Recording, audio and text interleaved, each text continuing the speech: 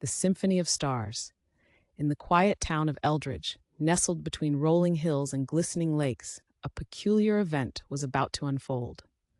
Young Elara, an aspiring astrophysicist, had spent years crafting a rocket in her backyard. It was not just any rocket, it was a tribute to the dreams of her late father, a brilliant engineer who had once envisioned humanity reaching the stars. As twilight descended, Elara stood before her creation, a sleek vessel adorned with intricate designs reminiscent of constellations. Her heart raced with anticipation, and the air crackled with the electricity of possibility. Tonight was the night she would launch the celestial harmony.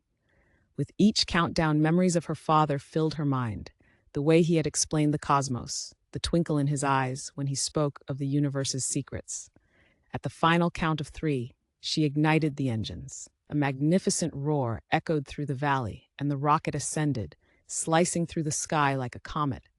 The townsfolk gathered in awe, their faces illuminated by the fiery plume trailing behind. For a fleeting moment, Elara felt her father's presence, guiding the rocket into the infinite expanse of the night.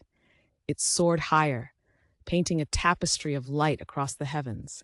As the rocket disappeared into the abyss, a trail of shimmering sparks cascaded down like shooting stars. In that moment, Elara realized that the true essence of exploration was not merely about reaching the stars, but about carrying the dreams and legacies of those who dared to dream alongside us. In the symphony of the cosmos, she had found her melody.